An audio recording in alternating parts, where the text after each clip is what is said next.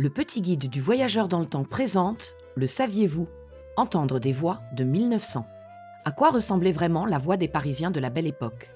Les accents populaires du Paris de 1900 ont aujourd'hui presque disparu. Pourtant, certaines voix ont traversé le temps. À la fin du 19e siècle, une invention fascinante commence à capturer les sons, le phonographe.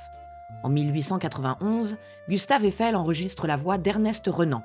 Cet enregistrement est aujourd'hui considéré comme l'un des plus anciens documents sonores français encore conservés.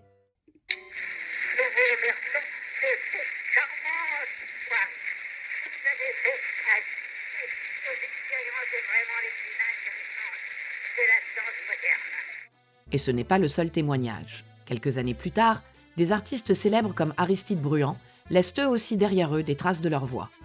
Avec son accent parisien populaire, sa diction théâtrale et ses chansons de cabaret, Bruant nous offre un aperçu rare du français parlé dans les rues de Montmartre à la Belle Époque. Attention les hommes, pour chanter auprès de ma blonde qui fait bon dormir, nous y sommes? Oui, oui, oui. Alors, en avant.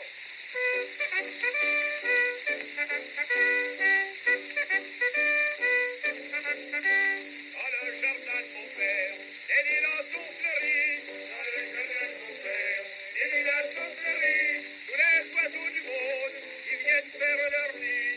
Auprès de ma blonde, qu'il fait bon, fait bon, fait bon. Auprès de ma blonde, qu'il fait bon dormir. La Bibliothèque nationale de France conserve encore plusieurs de ses archives sonores exceptionnelles. Des voix parfois grésillantes, lointaines, mais profondément humaines, comme celle de ce tapissier en 1912. Vous êtes vraiment, vous, monsieur, un Parisien de Paris?